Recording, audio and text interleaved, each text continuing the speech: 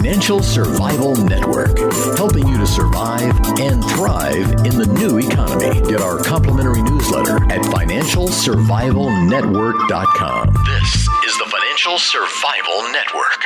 Hi, it's Kerry Lutz. I recently decided to move my retirement account into physical precious metals to hedge against the coming times. If you want to move an existing retirement account into physical precious metals that you can hold in your hand, tax-free, there's no company that can do it more quickly and efficiently than Regal Assets. It took them just 24 hours to open my new IRA account, and all I had to do was fill out one simple form. The best part is that Regal Assets does all the work for you. They cover the setup and administrative costs for 2013. If you're interested in making the same move I did, call 855-678-6620, 855-678-6620. That's 855-678-6620, or visit them at regalassets.com. You'll be glad you did, and tell them Kerry sent you. You are listening to the FinancialSurvivalNetwork.com. I'm Kerry Lutz on 1230 WBZT. Well, you've heard from my next guest many times. Well known in the economics field. He's editor of Forecast and Strategies, and his latest book you want to read is A Viennese Waltz Down Wall Street. None other than Mark Skousen, also founder of Freedom Fest, where we've been regular attendees for the past 3 years. Mark, welcome back to the Financial Survival Network. Kerry, it's good to be with you. Hey, and you've got some breaking news, and we're really happy to give you the platform to announce it. Well, thank you. Yeah, Kerry, as I was mentioning to you, in fact, this will come out before my Forbes article. They're supposed to have an exclusive, but I think you're getting the exclusive. I'm very excited. I guess I should say for 25 years since I wrote my book, The Structure of Production, which is kind of my magnum opus that I wrote in 1990 that NYU Press wrote or published, I've made the argument that GDP is not a very good measure of total economic activity, that it's kind of a Keynesian concept. It focuses on final effective demand, and GDP as a result overvalues consumer spending and government spending and undervalues the business side, the supply side of the economy. So you constantly get these media people saying consumer spending drives the economy and not business investment, when in fact it's on the supply side, it's business investment and so forth. And so as a part of this, I've been recommending a new statistic called Gross Domestic Expenditures, or GDE, which is a measure of spending at all stages of production. So it's kind of an Austrian macroeconomic statistic. And I just found out a couple of weeks ago from Steve Landfeld, who is the director of the BEA, the Bureau of Economic Analysis. They're the ones who put out GDP, that they are putting out a new statistic which is similar to mine called gross output, which is an attempt to measure most sales, most spending in the economy. It's not a complete statistic like mine is, but it's close enough so that it can really make a difference. So when GDP starts being released in the spring, starting in April, they're going to be releasing gross output on a quarterly basis. And that statistic is almost double GDP, and it's a measure of sales. So it's a real breakthrough that's coming out, and I'm having a Forbes article on it, and we'll be reporting it in some of the other publications, and hopefully in the economics department, textbooks are going to now talking about gross output, and hopefully the media is going to pick up on this too. So that's my this concept of total spending in the economy just never caught on because there was no quarterly update like there is with GDP. But now that there is, this could have a major impact. Hey, and just as an example of why it's important, under GDP, they always say consumer spending represents 70% of the economy, and yet under GDE, it's around 30%. So it de-emphasizes consumer spending, and this could have dramatic policy repercussions, couldn't it? Yes, it could, because if the way the media plays it up, business investment comes in a poor third, around 13% of GDP, while government spending is over 20%, and consumer spending is over 70%. So you can see where this focus on consumption and government spending is the typical media response, saying, oh, government spending has declined, oh, the consumer's not spending, how terrible. But really it's on the supply side where countries and economies really grow. It's entrepreneurship, it's capital investment, it's technology that really drives the economy toward higher standard of living and higher economic growth. And all the economists know that economic growth theory says that savings and investment is the key. And meanwhile, we have this consumer spending mentality that we need to go further in debt, and if the consumer doesn't spend, then government needs to spend. And they just don't get it that business is all about creating new products that increase our standard of living. So government investment is a function of current consumer demand, but also future consumer demand. And we seem to ignore future consumer demand, which is what drives business to expand and engage in research and development. All the good things that Steve Jobs and the late Steve Jobs and Apple and eBay and all of these new technology companies are developing, Google and so forth. It's all about the future, not about current demand. So it's a very exciting time for me, because this has been 25 years in the making. This change, and the government's finally coming around to it, and it's just really very promising. I guess better late than never, right? Yeah, it's about time, is the way I put it in the Forbes article. Yeah, and what do you think brought them around?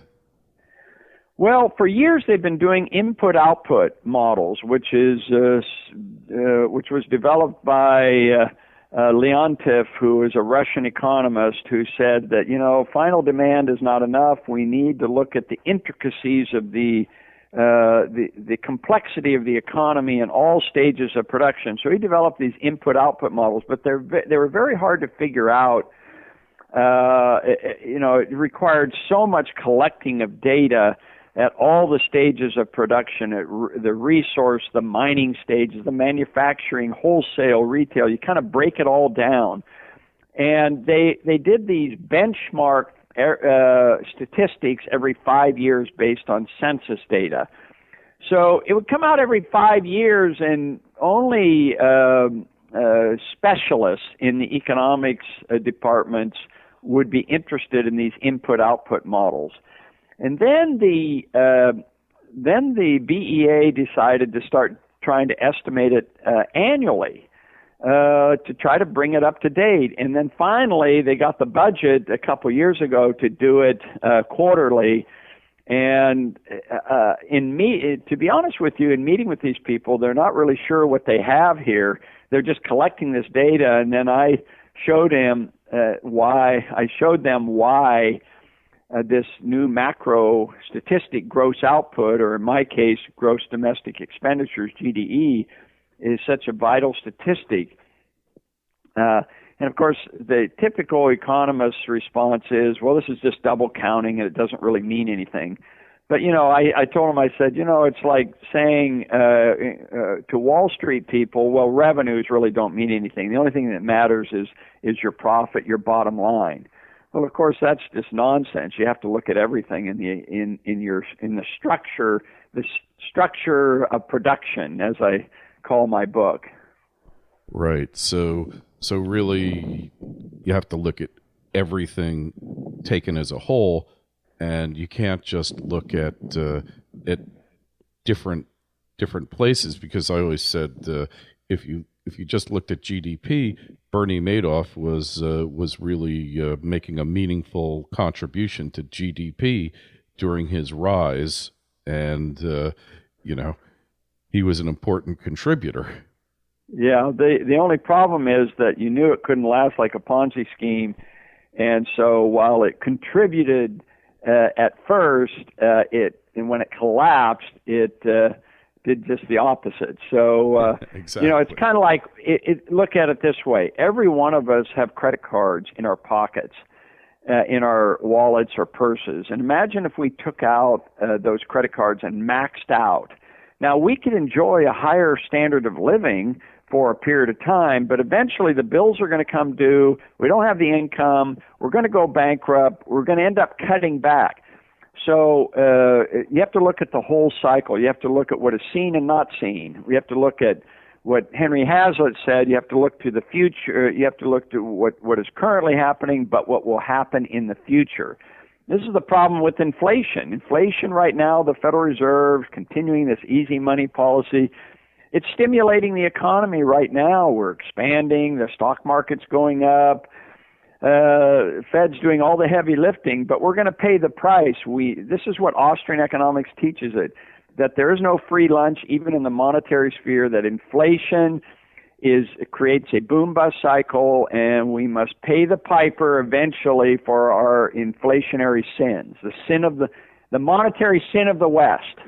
Yeah, exactly. And it's not if it's going to happen, Mark. It's just a question of when. And really, it looks like the check is coming due, isn't it? Well, I have this new book called A Viennese Waltz Down Wall Street, and talk about the boom-bust cycle and the inflationary origin of it. And I do think that most Austrian gold bug types do look at the bust side and ignore the boom. I like to think that you can profit from both while the expansion is going on. However artificial it is, you buy stocks, you leverage, you profit from it, you buy real estate or what have you. But and then when the bust comes, if you're smart enough, you have your stop orders, you protect yourself on the downside. So you can play both sides of this market, which is that's basically the theme of my book, A Viennese Waltz. The waltz goes up and down and not just down. You know what I mean? Mm-hmm. Yeah. So, but you've got to be pretty savvy, and you got to have a real appetite for risk and a strong stomach for it too, right? Yeah, that's true. In fact, Mises himself argued that nobody could really predict the tops of these markets. But that doesn't keep us on Wall Street from trying. Yeah, and it's much easier to predict the tops of these markets when you're dealing with other people's money too. Well, actually, that can make it difficult, because if you're managing money, if that's what you mean, if you're managing money, you don't want to go to a all cash position, because unless you get right at the top of the market, you're going to be wrong for a while. The market's going to keep going up, and you're in cash. You're going to look like a fool for a while, and that's the danger of these types of markets. I'm almost willing to wait for the market to start declining before I get out, rather than trying to pick the top. Well, I guess I should restate myself. It's much less dangerous when you're using other people's money than your own. I guess that again, I'm not sure where you're leading on that, because that could mean bankruptcy. That could really hurt your financial situation, your credit rating, and so forth. I've never really used leverage that much, except I've taken out some mortgages on my property, my homes, from time to time, but that's about it. I like to play it pretty conservative. Well, put it this way. Better to be the middleman making a profit on the sale and the purchase than to be playing, risking your own money and, having the possibility of losing it all. Put it that way. Well, that could be true. Yeah. The Wall Street middleman. Right, although I will tell you that brokers will tell you that they make more money in a bull market than a bear market. Yeah, of course, for obvious reasons. But, it was that movie Trading Places with Dan Aykroyd and Eddie Murphy, and they're explaining to Eddie Murphy, right? Great movie. If the client loses money, we get a commission. If the client makes money, we get a commission. And he stares in wonderment, and he likes that game. So on that note, Mark, we got to conclude. But to find out more about you, to find out more about this new measurement, where do we go? Well, I think the best place is to go to my website, markskousen.com, Skousen, and that's where I talk about in my newsletter, and I have a weekly free e-letter if people want to sign up for that, as well as my newsletter and other trading services. Excellent. And of course, go to financialsurvivalnetwork.com. In the show notes to this interview, you'll find the link to that site and sign up for our newsletter. Got a great piece coming up this week on Obamacare, the never-ending travails, how you can survive it. And you got to take steps now, because come January 1, you might not be able to afford the superior health care policy that the administration has lined up for you. And financialsurvivalnetwork.com, 3 free special reports as well. Mark, always a pleasure. Good luck, and we'll see you in Nassau at what is that conference? The Global Financial Summit. If people go to freedomfest.com, they can find out about our February conference. That'd be great to see you there. Always a pleasure, Mark. You be well. Okay, thank you, Kerry. What happens if the collapse never really comes? You need income, and Jason Hartman can help you get it. He's helped thousands of people realize their dreams of financial independence through real estate investing, and now he's got an unbeatable offer for you. He's offering my ebook, Forget Wall Street, Go for the Gold and Silver Too, for free. Just visit jasonhartman.com/Lutz. The first 100 Financial Survival Network listeners will get the book free. Remember, you can't afford to put all your eggs in one basket. Real estate should be part of a balanced investment portfolio along with gold and silver. Just go to jasonhartman.com/Lutz and sign up today. When it comes to real estate investing, Jason Hartman is the only person we trust on the Financial Survival Network. So make your money work as hard as you do by building an income property empire. Real estate is America's proven investment. Go to www.jasonhartman.com/Lutz and get your free ebook today.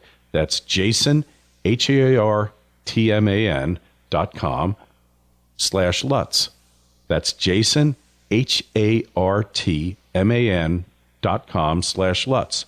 Jason knows how to help you retire with a portfolio of income-producing property. Go to jasonhartman.com/Lutz. The Financial Survival Network, helping you to survive and thrive in the new economy. Get our complimentary newsletter at financialsurvivalnetwork.com. This is the Financial Survival Network.